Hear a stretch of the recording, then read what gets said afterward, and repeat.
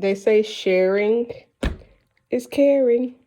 Sharing is caring, so I want to share. Sharing is caring. Sharing is caring, so I want to share. So I want to share. So I want to share. Sharing is caring. Okay, so I'm in the office and I want to share. So, here is we at like 29 minutes and 7 seconds. That's where we at. I have written down 2 questions, and I had not written down any more than those 2 questions. Now, as of this moment, I'm okay with just maybe a journal, something specifically you can use to make notes while listening to the book. But there is a small, slim, slight bit of a chance that your girl might go ahead and go back and listen and then make some questions hit. But I'm just creating because that's what I do. Okay, here, this is for you.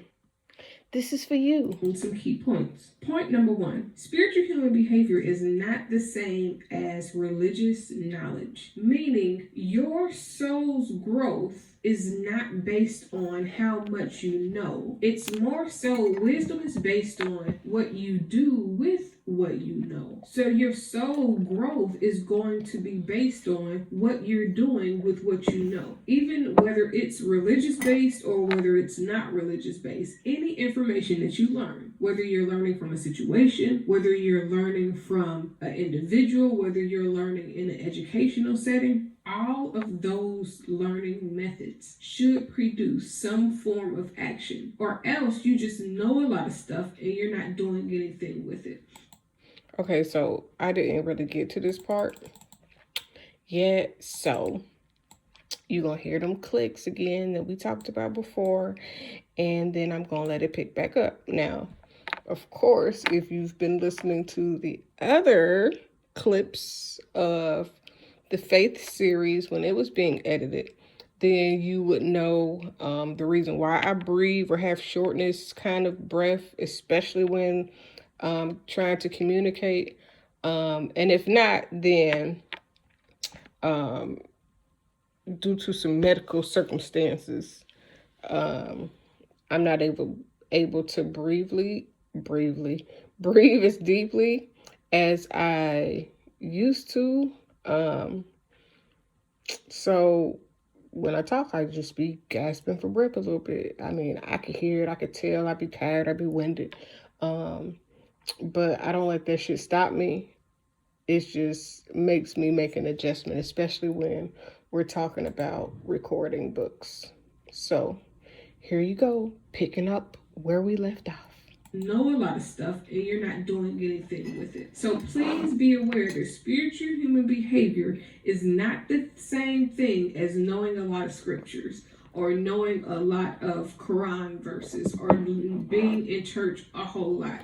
Spiritual human behavior has nothing to do with knowing a lot of stuff based on religious principles. Now, what spiritual human behavior is, what you will find is that spiritual human behavior can be followed along and tracked with the development of each person that was in the Bible. So, for example, Jesus developed spiritually from every incident that he was in, every situation that he faced, which allowed him, because he was open to the knowledge of God, it allowed him to develop and grow in those situations. And in those situations in which he grew, his spiritual human behavior changed. So the more he grew, the more he changed. When you think about Paul, the more he grew, the more he changed. The more he knew, the more he grew. When you think about Peter, the more he knew and was able to change, the better and the more that he was able to do. Now, when you think about Judas, on the other hand, and Judas is a theory, Judas is a part of a theory within the Spiritual Human Behavior book. Now, when you think about Judas, Judas didn't know enough to do better with what he knew. He knew, but he wasn't aware of what he knew, so he couldn't put in action to what he knew. Because you can know something and not have awareness of how to use what you know. So you can't put it into action. But having that awareness, taking an evaluation of your life, helps you grow. So that is a part of spiritual human behavior. The knowledge that you have does not determine how spiritual human behavior works.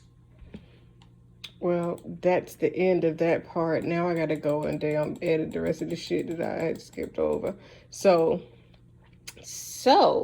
basically, the very first portion of spiritual human behavior is me explaining the theory of spiritual human behavior, what it's about, what it entails, what it consists of, what do you have to do, what it's in alignment with, what ways it helps you grow, how do you develop from it, what other spiritual leaders can you see these developmental processes grown in whatever scriptures or history follow their lives.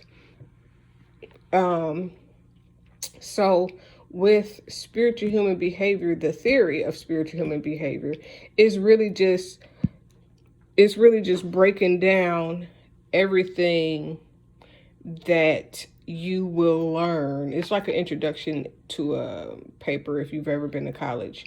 It's the theory portion of it is breaking down what the theory is. And then in the next book, in the next section, which will be section 1, I believe, it will begin to talk about the 11 theories. It will begin to talk about the different factors, like the integrity factor, I believe, is in this book. I believe I need to add the loyalty factor into this book, but it is not in there at this point. Although, duly noted, I will be figuring out which book I'm going to talk about loyalty and commitment in.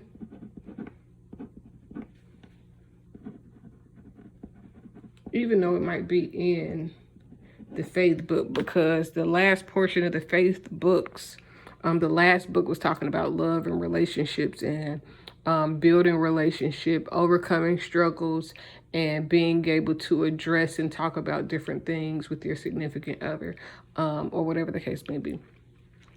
So, in the course of going through the last book, it made me deal with me a lot. And I know even now, up until this point of me going through this book, it's still giving me the opportunity to look at things that I have going on in my life, particular situations or whatever the case may be, and evaluating how I should move forward, what would be best for me and those around me, those that it affects and those that it does not affect. Because even if something doesn't directly affect someone, it still affects them. So if I do something and it may not affect the next person, but because spiritually, universally, we're all connected, it still has a cause and effect on people's lives that are not necessarily connected to me. So if I do something to you and the outcome is good, because I don't want to speak anything bad over anyone, and the effects of our good outcome of maybe working together, building together, or something like that, and those things have a positive effect, regardless if other people are connected to us directly, what we've done will still affect other people. It'll give people ideals. It'll give people inspiration. It will rattle and shake somebody's mind. It may set them free. It may help them heal. It could do a lot of different things. Just like if you and somebody else have a connection and y'all have an effect, that effect could be good or bad. Even if you have a good outcome, or what seems to be a good outcome, it could still affect other instances in a bad way, even with a good outcome. A good outcome does not necessarily mean that it won't affect nobody else in any way, shape, form, or fashion. Positive, negative, indifferent, or whatever the case may be. And I think that's something that we have to consider more, despite whatever it is that we got going on, or whoever we may be dealing with, or whatever the situation may be. And not just with me, just in general. So so what to look forward to in spiritual human behavior is a lot of talk of evolution, purpose, being focused, being accountable, and just growth. It's about growth. It's about reflection. It's about healing core issues by really looking at the situation and seeing what you can learn from it and how you can move different. And if you can learn from it and move different, then you're blessed.